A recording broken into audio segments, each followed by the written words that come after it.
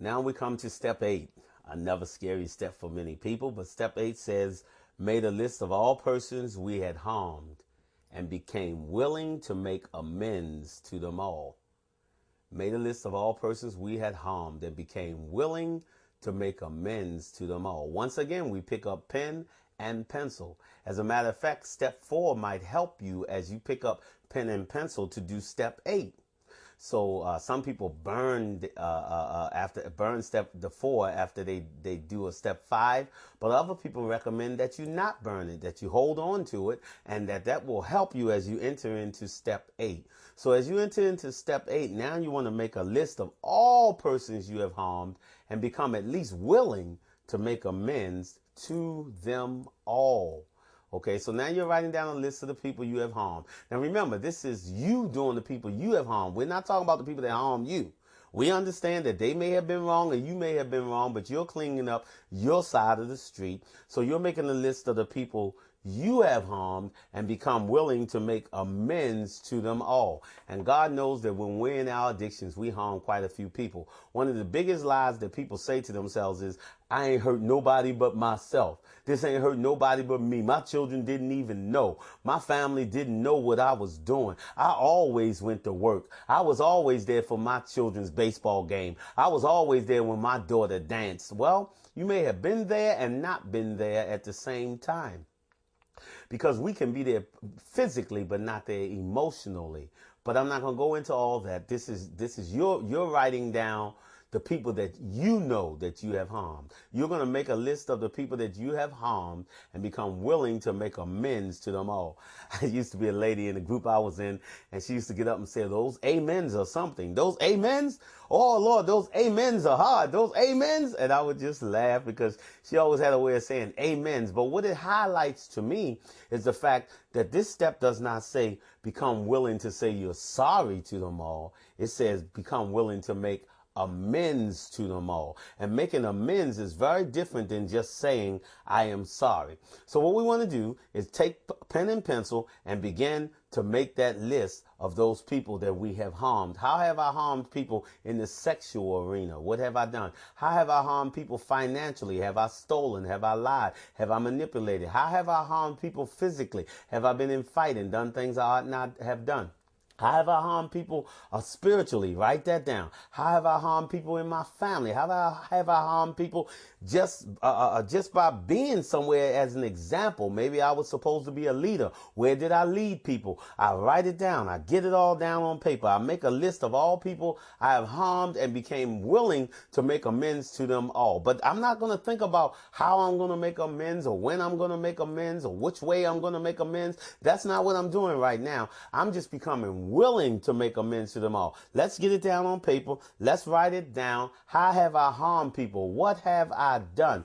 You see, this step, again, is going to help to free me. This step is going to cause me to become, again, a part of the human race. This step acknowledges that even though there was a reason for my misbehavior, there's no excuse for it.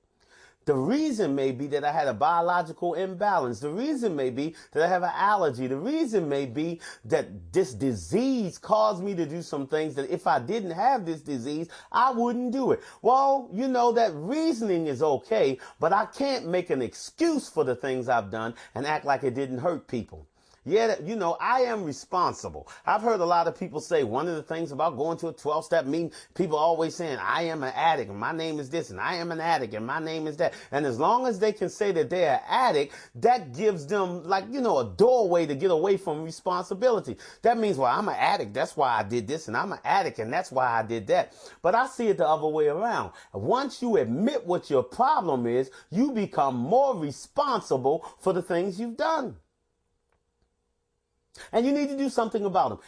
It's like I heard someone say one time, if you come into a doctor's office not knowing you're a diabetic, and you go out knowing you're a diabetic, with the information telling you how to eat, how to take the insulin, you are now more responsible for what happens in your life and in the life of the people that love you. So when I came in, I didn't know I was powerless. When I came in, I didn't know I had some insane thoughts. When I came in, I didn't really look at my defects of character. But now that I'm here now, I realize I have shortcomings. I realize I have defects of character. I realize that there will come times where I may not have a mental defense against my addiction. I realize these things now. And now that I realize them, I need to write down the people that I have hurt and I have harmed and become willing to make amends to them all. All. Even the ones that have done something to me, because this is my 12-step work. Maybe they have some things they need to make some amends about and some things they need to do. That's not my problem right now. I need to make amends concerning the people I have hurt and what I have done. I become willing to make amends to them all. And when I think about amends, like I said, I think about more than just saying I'm sorry. Amends is not just about saying I'm sorry. I don't know if it's correct interpretation from the dictionary, but I think about mending something. When something is torn apart, you have to mend it back together and bring it together. So to make amends means that I do whatever I can to try to make it right. Now, some things will never be right. There are some things I cannot undo. There are some things that it just can't be done. It's impossible. But those things that I can make amends about, I try my best to. You know, when I was in my addictions, I hurt a stepchild of mine very badly. And after years and years and years in recovery, one of the things that still bothered me was the fact that this stepchild was hurt deeply. And I used to see the stepchild periodically, and I would go to him and say, I'm sorry. I'm so sorry. I'm so sorry. Please forgive me. I'm so sorry. I would go say that to him over and over and over again. But here recently, I saw the stepchild, and I went to him again, and I told him specifically some of the things that I had done. And then I explained to him how I knew it may have made him feel when I've done them. And then I said to him, if you need me to do anything to help you in your process because of the damage that I helped cause, I'll do anything. If you get in counseling, I'll ride hundreds of miles to come to your counseling service so we can talk. If you need finances, I'll come to try to help with the finances, to help you to deal with it. Whatever it takes. As a matter of fact, I had even stolen some money. And what did I have to do? I had to pay him back with interest.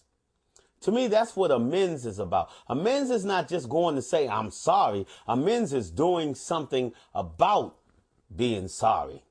They told the old joke about, excuse me for saying, they said Paleface was around the Native Americans.